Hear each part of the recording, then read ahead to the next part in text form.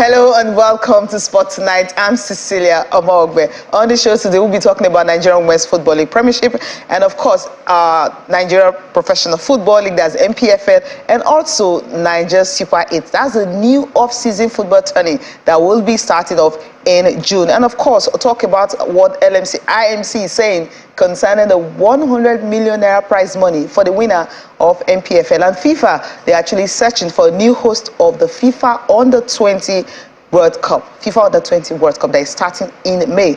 They're searching for a new host because Indonesia, they've been stripped of that tournament simply because of the unrest that's currently happening in the country. Yes, we start off with Nigerian Women's Football League Premiership, the games that were decided this evening. And of course, you have about 4 games that ended goalless. 4 games ended goalless. Let's start with Heartland Queens and Bayelsa Queens ended goalless. Royal Queens and Delta Queens still unbeaten, ended goalless. And the game between Osun Babes and Nigeria Tales also ending goalless. Now flip over to the other group. Ibom Ages and Nasarawa Mizons that produced just 1 goal, and of course it was Ayati Habefama who scored that goal 48 minutes into the time. And the Confluence Queens and the Damawa Queens also ended goalless, and Edo Queens and FC Robo Queens, the game that started at 6 p.m. ended at about 8 p.m. this evening, that produced 2 goals, with Fajobi Yetunde scoring in the 22nd minute, and of course you have Suliyat Abidin scoring in the 63rd minute. So we just have 2 wins, just 3 goals scored in all the 6 matches that were played across the league this evening. Now, quickly, still staying with women's football, the FIFA World Cup trophy is still traveling around the globe and it stopped in Rio de Janeiro today. And of course, they are all excited. It was unveiled in front of Christ the Redeemer statue in Rio de Janeiro. That's where it was unveiled, and the trophy was actually displayed as part of an international tour, which is already included about 9 countries ahead of the Women's World Cup tournament in New Zealand and Australia starting July 20. Of course, for the coach of the Brazilian national team, Pierre Sonega, she's really excited that this will definitely bring more development, not just to Australian football, also it's going to grow the game in that country. That most countries that get to host the FIFA Women's World Cup, the growth is usually very exponential. Let's listen to her. I think the expectation of this World Cup will be fantastic because it's very different. 2 countries, Australia and New Zealand, and not only that, 32 teams. And I'd say there's at least 10 teams that can win the World Cup. If you host the World Cup, it trickles down to everybody and to the society and going forward. Definitely, there will be an even bigger football heart in Brazil, and it's so important that if you want to be successful, not only during the World Cup, it's also after the World Cup, because then the women's game grows.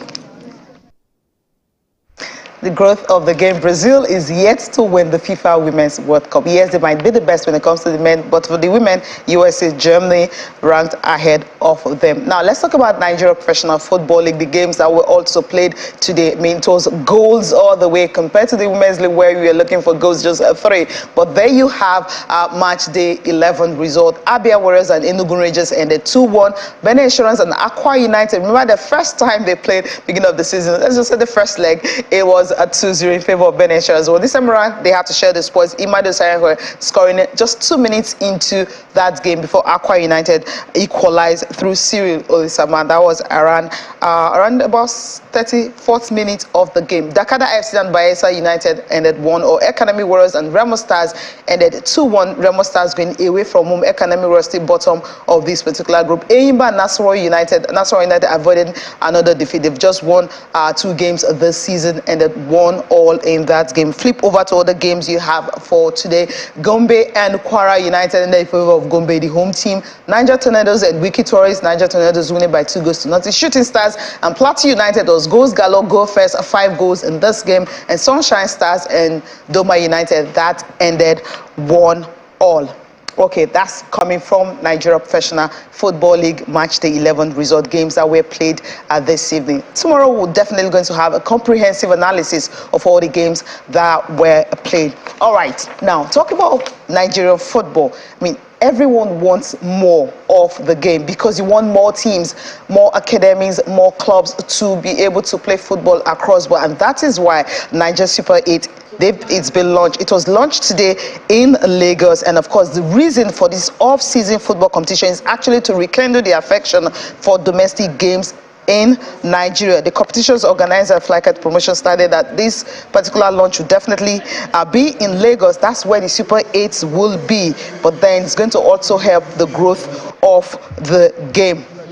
We had dignitaries that actually attended it because NFF has sanctioned it. NFF Secretary General Mohammed Sanusi, he was there. You have all other veteran journalists are also there. And this particular matches will be broadcast live on cable network, SuperSport. And not just that, the tournament organizers have said that as long as you are taking part, you get 3 million naira per game. So money for all the clubs and all the academies participating in. The runners-up will have 9 million. And of course, you have 250,000 for player of the match. A whole lot coming up for this particular competition. Let's just listen to the organizers of the game, Jekin Oluman, talking more about this and how it's going to be done, because the fans will be the ones to be able to choose who they want to be, the clubs that they want to take part, the clubs that they want to be part of this particular Super 8. When we say top teams, we do not necessarily mean the team that just won the league or the team that is in the continent. Don't forget, this is a community-based team. This is a fan fest. They are also the top teams as far as the fans are concerned. We have done our research and we know that these are the teams with the most social media footprints. These are the teams with the most number of supporters who go to the stadium. So that is how those teams have been arrived at. And they will be revealed in a very, very short while. We are doing it off-season. It will start, the main tournament is from the 15th to the 25th of June. The playoffs is from the 1st to the 3rd of June. So the teams have enough time to rest for the main competition. Now, to the morphing, it will not happen. What we have come to do, by the grace of God, is to grow the ecosystem, the entire football ecosystem, and not to merge things.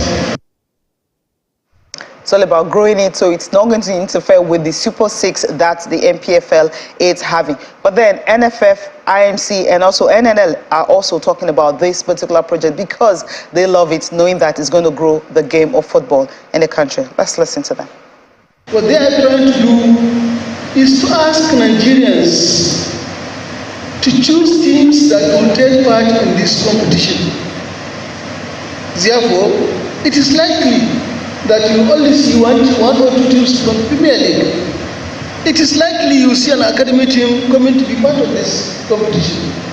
So for those who do not understand, we looked at all this before we gave them approval. And I am saying we have no regret giving them the approval. But rather, we are asking people who have beautiful ideas, who have something new that they can bring on the table to improve Nigeria football, to come and do that. Believe in me, we will give you approval. One of the expected, kind of deliverables is hopefully bringing fans back to the stands. And then for the very first time in the history of Nigerian football, engaging fans, having fans, kind of decide who and partake in a game. It's unique. I'm sure this is the very first time we're having this in this country. The second expected outcome is bringing money to football. There's money in football, we see it out there, but do you see money in Nigerian football? There's nothing in Nigerian football. So, Naija Super 8, for me, from where I sit, it's a test case. I want to applaud and appreciate the organizers of this tournament The truth of the matter is that Nigerian football has a little bit shifted from where it used to be. I remember in those days, if Enugu Rangers is coming out to play, Stationary Stores is coming out to play, Heartland of this world, NYAO before, from home you can even draw your own team list. And by the time you get to the stadium, it's not too far from what you have drawn from home. That is to say, there was consistency and continuation in this. So we want that to come back. And at the end of the day, Nigerian football will be better off. Yes, that's what it's all about. Voting is going to open April 10, so fans can actually vote for the clubs they want to see, academy they want to see in the Super 8, and of course they have opportunity to choose who they want to be in the team. That's all for this program tonight. I'm Cecilia Mongwe. Thank you so much for watching. Good night.